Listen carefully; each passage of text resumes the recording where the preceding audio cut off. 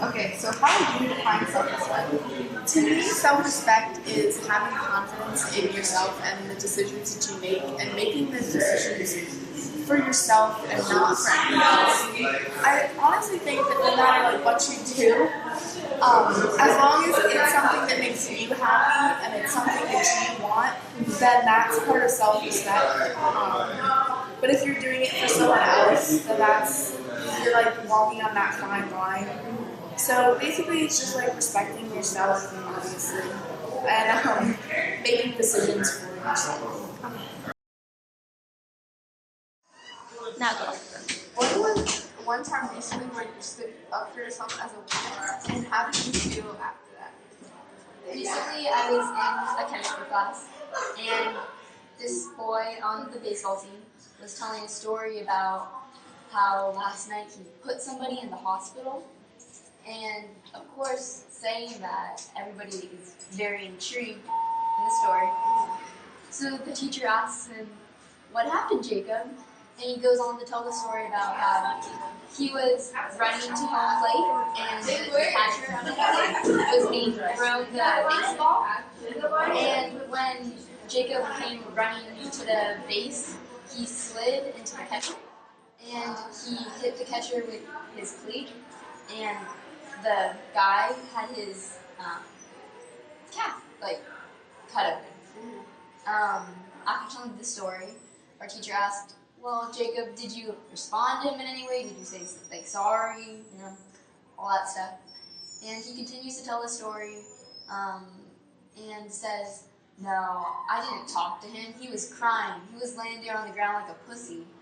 So right when I heard that, I immediately jumped out of my seat and said, "You can't say that. That's demeaning to women." The class went silent, and everybody was staring at me. And in those few seconds of me just standing there, and everybody was shocked, and he just stood there.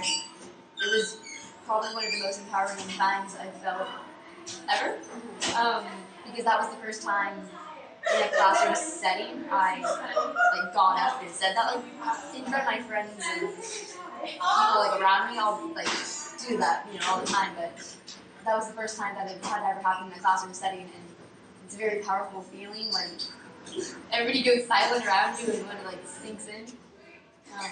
And my teacher didn't say anything. She just stood there and was shocked. I sat down and the class continued. He kept telling the story.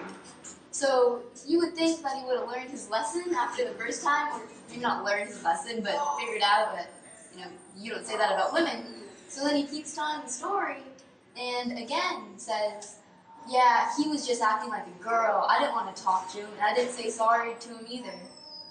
That time, again, I hopped out of my seat, but before I could say anything, my teacher said, "Jacob, you can't say that. That's disrespectful." And I was excited as my teacher didn't say anything the first time.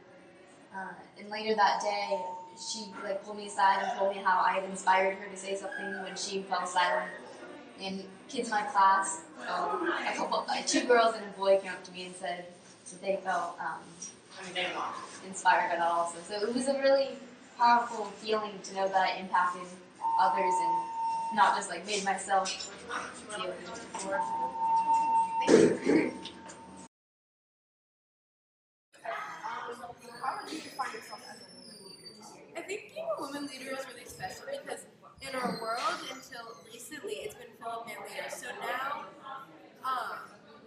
when you're a woman leader, you have a responsibility to look out for all the minorities. Not that women are a minority, but minority in certain fields. So look out for women, look out for people of different races, different sexualities, and it's your responsibility to take all of the opinions of those people and put them into perspective and kind of stand up for what's right and keep in mind all the oppression that women have had in the past and learn from that and take it with us and just do the right thing and try not to be influenced by the other